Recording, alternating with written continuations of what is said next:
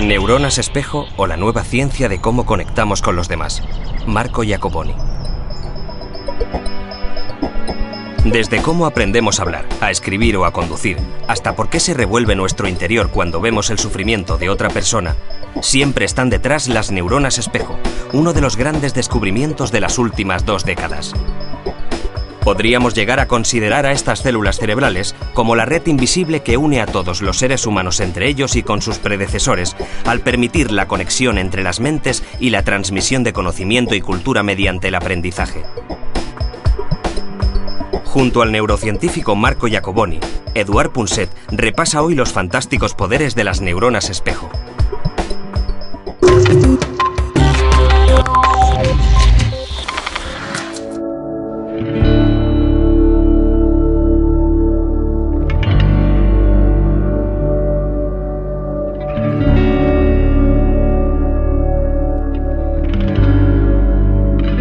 Siempre pensé que hace unos 50.000 años, más o menos, hubo alguien que supo intuir lo que estaba cavilando el cerebro del que tenía enfrente.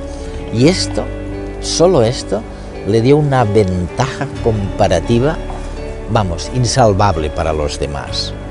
Y han tenido que pasar 50.000 años para saber por qué mecanismos y cómo podemos intuir lo que el otro está pensando, lo que el otro está o va a hacer y lo que el otro está sintiendo. Y esto es gracias a las neuronas espejo, sobre lo que versa este programa de redes.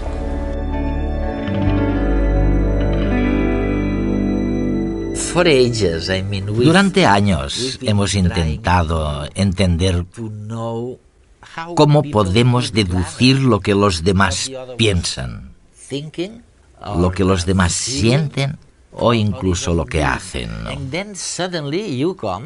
Y de repente, los expertos como tú sugerís que es porque cuando sientes, escuchas o ves algo, hay un tipo de neurona llamada neurona espejo que se activa, de acuerdo a lo que decís vosotros, y que participa en todo esto. ¿Hay alguna manera de explicar lo que ocurre a nuestros telespectadores? ¿Cómo inferimos lo que están pensando los demás gracias a las neuronas espejo? Hay que decir que, aunque el descubrimiento de las neuronas espejo sea reciente, si nos remontamos varios siglos atrás, veremos que durante mucho tiempo se ha querido descubrir cómo podemos entender la mente de los demás, y durante siglos varios pensadores y escritores han escrito sobre el tema. Cuando los leo pienso que es como si supieran lo que eran las neuronas espejo, o cuanto menos lo intuyeran. Hay una cita de Hume que dice que las mentes de los hombres son espejos unas de otras. Así pues, se puede llegar a este descubrimiento incluso mediante una buena comprensión de la psicología de la gente. Pero el descubrimiento en sí es realmente extraordinario porque le dio un vuelco a la manera de concebir el cerebro. Se sabía que el cerebro se divide en varios compartimentos. Uno para el control motor, otro para la visión, otro para escuchar las cosas, otro para pensar en ellas. Pero resulta que la misma neurona, el descubrimiento se hizo en el cerebro del mono, la misma neurona que se activa cuando el mono agarra una cosa, se activa también cuando el mono está quieto y ve que alguien agarra algo. Sin que haya movimiento. Ninguno. El mono no se mueve, pero la neurona se activa. Se activa. Y por eso las llamamos neuronas espejo. Porque es como si el mono que ve a otro haciendo algo estuviera contemplando su propia acción reflejada en un espejo. Así pues, realmente nos volvemos espejos de los demás mediante este mecanismo especular tan sencillo. ¿Y por qué es importante? Porque tras cada acción que hacemos, cuando yo agarro el libro o tú el bolígrafo, existe una intención subyacente, un estado mental tras esa acción. Sí. Así que mediante este espejo de las acciones de los demás, podemos acceder a su mente, al estado mental que los condujo a actuar.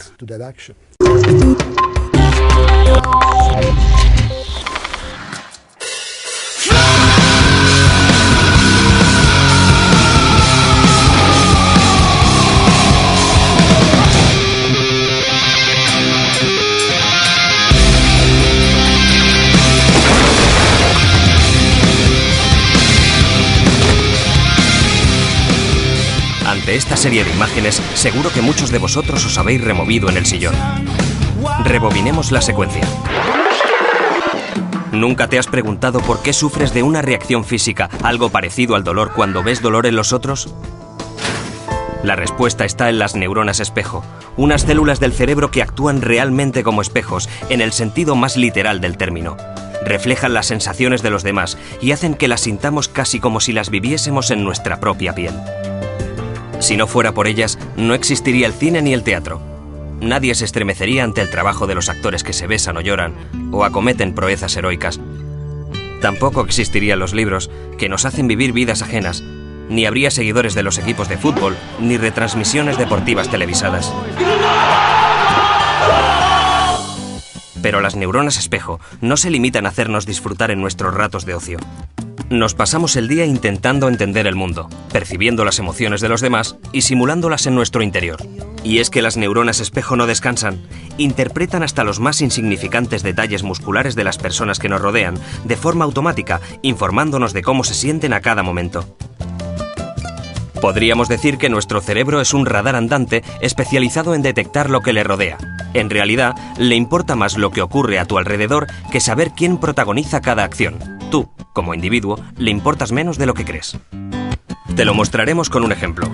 Es evidente que para ti es muy diferente chutar una pelota que ver chutar una pelota, o que escuchar chutar una pelota, o pronunciar la palabra chutar.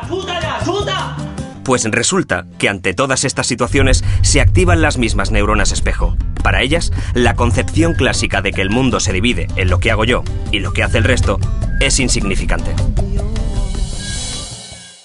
Hace unos años, incluso los descubridores de las neuronas espejo hablaban poquito de ellas, porque no estaban seguros de cuál era su finalidad, su objetivo, ni de qué significaban realmente. Pero ahora hemos llegado al extremo contrario. Ahora hay una tendencia a pensar que son decisivas para todo. Sí. Hablemos de algunas de las cosas para las que parece que son decisivas, como la imitación, por ejemplo. Tú mismo afirmas que sin las neuronas espejo no habría imitación. Las actrices y los actores no podrían imitar tan bien a sus personajes. ¿Qué sucede con la imitación y el aprendizaje de la imitación? Creo que las neuronas espejo son muy importantes en eso.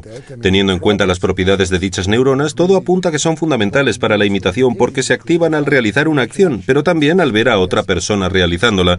Así que resulta casi natural que tengan importancia en la imitación. Además, hemos llevado a cabo experimentos de neuroimagen. ¿Cómo cuáles? Como poner a alguien en el escáner para repetir ciertas acciones y luego, bajo condiciones controladas, descubrir qué respuestas son de imitación y no simplemente relacionadas con realizar la acción. Ya. E hicimos un experimento con una técnica llamada estimulación magnética transcraneal, que provoca una lesión pasajera en el cerebro. De hecho, utilizamos esta técnica para inhabilitar el área de Broca mediante una pequeña lesión, temporalmente. Los participantes no sufrieron ningún daño a largo plazo. El área de Broca es una de las regiones que contiene estas neuronas. Pues bien, resulta que los participantes ya no pudieron imitar más. No, y esto sugiere que existe un vínculo muy fuerte entre las neuronas espejo y la imitación.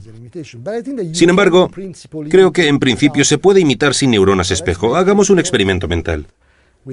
Imagina que con una varita mágica pudiera hacer desaparecer todas las neuronas espejo de tu cerebro.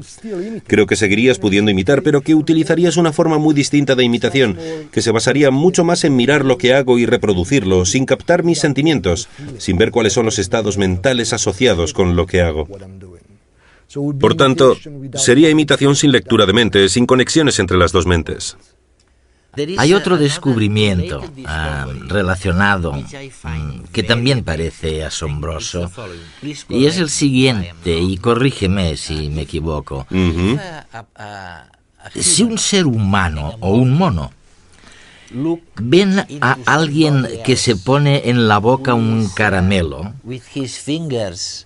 getting a sweet, to take into his mouth, las neuronas del mono y las del humano, las neuronas espejos, se activan. Pero, si en lugar de llevarse a la boca un caramelo, no hay nada, y el ser humano actúa como si hubiera un caramelo en sus dedos, sin que sea así, entonces la neurona espejo del ser humano se activa. La del que está mirando, pero no la del mono. El mono no sabe mentir. Es una buena manera de decirlo. Sí, pero ¿por qué? ¿A qué se debe? Mira, creo que hay otra manera de verlo. El caso es que los monos no hacen teatro.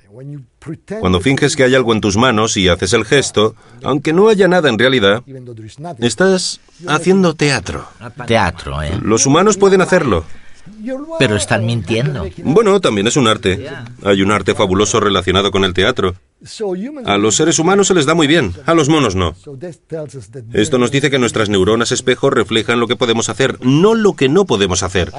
Creo que si pudiéramos enseñarles a los monos a hacer teatro, con el tiempo llegarían a tener una respuesta especular ante un ser humano representando algo.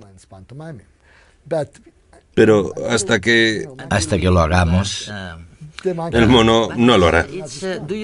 Marco, vamos a ver, ¿crees que estoy equivocado cuando pienso que los monos y los seres humanos tenían ambos, hace, 2 millones de años, neuronas espejo muy parecidas, pero que luego, con la evolución, el ser humano, a través de procesos cognitivos más densos o sofisticados, aprendió a fingir, a engañar a los demás, mientras que el mono no lo aprendió? El mono se quedó donde ambos estaban antes. No sabemos si es porque las neuronas espejo del cerebro humano son más complejas que las neuronas espejo de los monos, o porque la neurona espejo se comunica con muchas más neuronas en el cerebro humano que en el del mono. Esto es algo que hay que tener en cuenta. Las neuronas espejo no están aisladas, sino que forman parte de una red muy amplia de neuronas distintas. Si pusiéramos un mimo delante de un mono, este se aburriría un montón.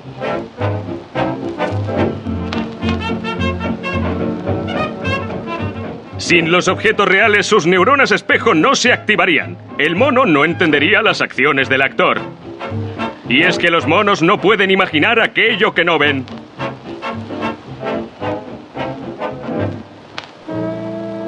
Nosotros, los humanos, somos muy diferentes. Al contrario que los primates, somos capaces de creernos cosas que sabemos que no existen. De hecho, nos encanta hacerlo. Gracias a nuestra extraordinaria imaginación podemos comprender los estados mentales de los demás, simulándolos en nuestro cerebro y sintiendo lo mismo. Esto es lo que llamamos imitación y es la base de las relaciones humanas. La imitación nos permite ser empáticos y entender a los otros. Es nuestra manera de conocer el mundo que nos rodea. Por tanto, podemos concluir que la imitación es una sofisticada forma de inteligencia.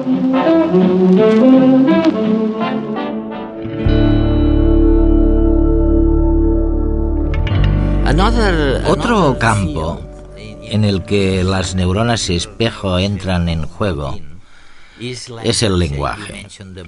Mencionas el área de Broca, que al parecer es la región principal del cerebro para el lenguaje, ¿no? ¿Qué sucede exactamente con eso? ¿Hasta qué punto han sido útiles las neuronas espejo para que los humanos aprendieran a hablar? ¿Es cierto? En primer lugar, cuando hablamos siempre utilizamos las manos. La gesticulación con las manos es muy importante para la comunicación. Sabemos que las neuronas espejo son importantes para controlar las manos y descodificar los movimientos de las manos de los demás. Así que cuando te veo mover las manos mientras hablas conmigo, utilizo las neuronas espejo para interpretar lo que haces con las manos. La idea es que incluso antes de que los seres humanos pudieran hablar, estas neuronas servían para la comunicación no verbal. Porque los gestos se utilizan en la comunicación.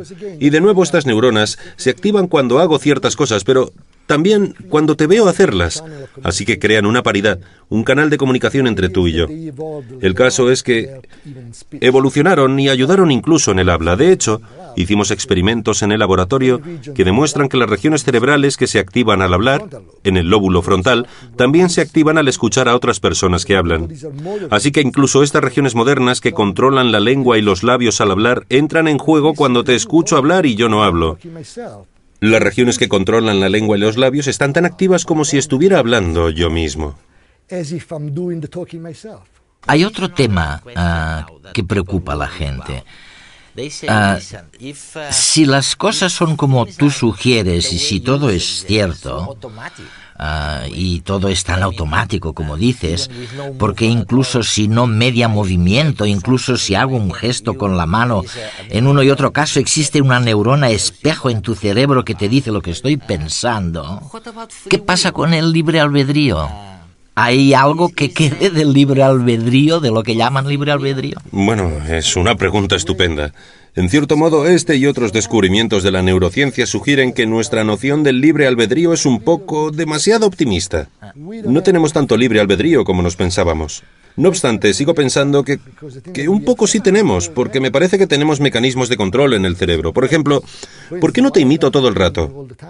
Puedo evitarlo, puedo controlarlo, así que, aunque creo que hay influencia sobre la conducta humana, y aunque sabemos, por ejemplo, que la violencia en los medios de comunicación realmente está provocando conducta imitativa, y aunque me parece que las neuronas espejo participan en eso, al final se puede controlar. Así que hay esperanza para el libre albedrío. No somos robots que únicamente pueden hacer lo que ven. Hay cierto grado de control. Pese a todo, en último término, todo esto significa que el libre albedrío no es completo. Lo que vemos y experimentamos determina la manera en la que nos comportamos.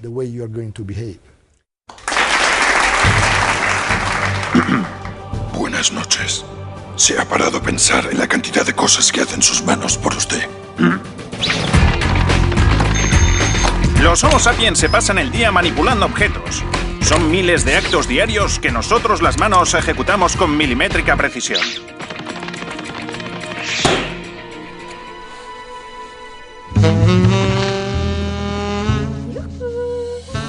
¿Y cómo creen ustedes que nos las apañamos para ser tan eficientes? Las neuronas espejo detectan el movimiento de las otras manos y enseñan a las propias a imitarlas. Desde que nacen, se dedican a perfeccionar este arte. Sin embargo, en realidad no se trata solo de repetir movimientos. No, es algo mucho más profundo, más sofisticado. Considere estas tres escenas. Imagine que usted observa a uno de los nuestros, una mano, quiero decir, tomando una taza de una mesa. Sus neuronas espejo se activarán un poco porque detectarán el grácil movimiento. Pero si observa el mismo acto con una mesa desordenada y llena de migas, asumirán que el propietario de la mano está recogiendo después de una merienda.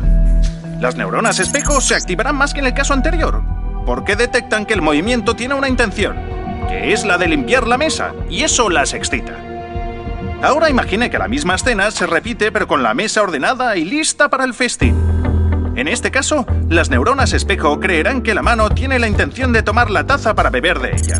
Y por tanto, se activarán al máximo, porque beber, para nuestro cerebro, es una intención mucho más fundamental que limpiar. Es decir, que las neuronas espejo identifican, además de los movimientos, las intenciones que hay detrás. Esto tiene consecuencias sorprendentes. La simple presencia de esta manzana pone en funcionamiento un plan de las neuronas espejo para cogerla, ajustando la apertura entre los dedos al tamaño de la fruta. Pero si repetimos la acción colocando junto a la manzana una uva, el cerebro elaborará rápidamente un programa de agarre alternativo. La mano buscará una apertura intermedia entre ambos tamaños, por si se decide a cambiar de opinión y escoger la uva. Usted no se da cuenta de esto porque es un mecanismo inconsciente. Pero no importa. Ya ve que las manos estamos preparadas para cualquier eventualidad. Así de precisas somos. Buenas noches.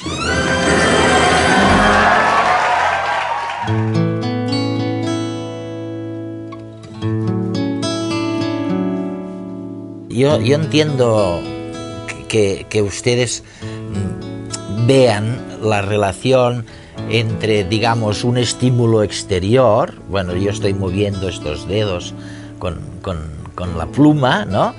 Y este estímulo exterior activa una neurona espejo en el cerebro de la persona que tengo enfrente.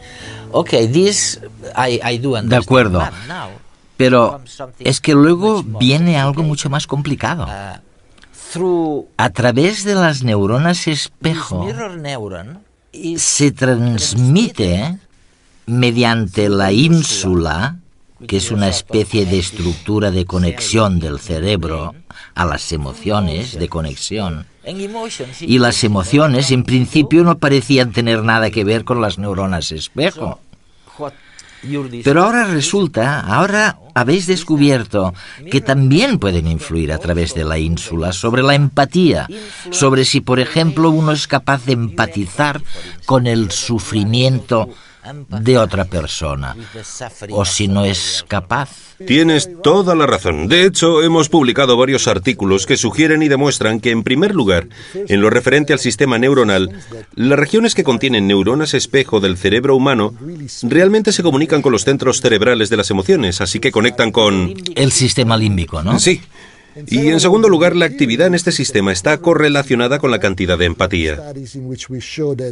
Hay estudios que demuestran que los niños que imitan u observan las expresiones faciales presentan actividad en estas áreas, por supuesto, y cuanto más activas son dichas regiones, más empatía tienen los niños. Por tanto, existe un vínculo muy estrecho entre la actividad en estas regiones cerebrales y la tendencia a tener empatía. Básicamente, funciona del siguiente modo. Yo te veo sonreír y mis neuronas espejo lo simulan, crean una especie de imitación interna en mi cerebro de la sonrisa en tu rostro, y luego envían estas señales al sistema límbico y siento lo que tú sientes. Ah, sí.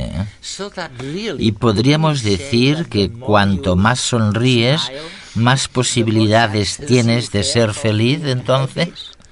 Así es. Lo demuestran los datos. Por ejemplo, hay personas cuyo trabajo es formar parte del público en comedias de televisión. Y hay un estudio en el que se entrevistaba a las personas que habían pasado un año trabajando de eso, que tenían que reír. Que tenían que reír, ¿no? Sí, cierto. Reír con las bromas de los programas de televisión. Resulta que estas personas se ponían menos enfermas, eran mucho más felices. La conclusión es que si quieres ser feliz, empieza a sonreír y acabarás sintiéndote bien. O sea que riendo o estando tristes, podemos influir en nuestra mente en una o en otra dirección. Sí, se puede hacer en ambos sentidos. Sabemos que las emociones son contagiosas. Si hay mucha felicidad en una habitación y alguien se incorpora al grupo, acabará sintiéndose más feliz. Porque existe esta transmisión de emociones de una persona a otra. Otra manera de lograrlo es simplemente actuar como si estuvieras feliz y acabarás sintiéndote mejor. Además, haciéndolo también influirá sobre la gente que tienes a tu alrededor. Esta no tiene que ver con la felicidad, sino con la verdadera infelicidad. Al parecer, según afirmas en tu libro, Las neuronas espejo, este tipo de neuronas también pueden decirnos algo sobre el autismo. Este trastorno mental que hace que algunas personas se vuelvan autistas, incapacitadas. Me parece muy difícil ver la relación entre una y otra cosa. Sí, teníamos la hipótesis desde el principio. Pensábamos que estas neuronas eran muy importantes para las interacciones sociales. Yo te miro y al ver tu lenguaje corporal, tus expresiones faciales y demás, accedo a tu mente, de modo que nuestra interacción resulta muy fácil de un modo natural. Pero ¿qué pasa con las personas a las que no les gusta interactuar con los demás? que se sienten muy incómodas en las interacciones sociales. Nuestra hipótesis es que tal vez estas personas tienen problemas para activar estas neuronas.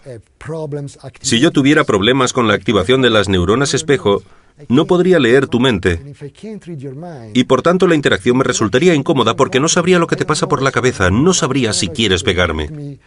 Hicimos estudios de neuroimagen que demostraron que, de hecho, hay actividad reducida en las neuronas espejo de los pacientes con autismo. La buena noticia es que podemos intentar utilizar este descubrimiento como una forma de intervención. Ya se están utilizando tratamientos basados en la imitación con la idea de volver a entrenar las neuronas espejo de los pacientes con autismo para que funcionen mejor. Me parece que estamos al principio de la ciencia de las neuronas espejo y que todavía hay muchas cosas por descubrir. Es una gran oportunidad para el futuro. Sí.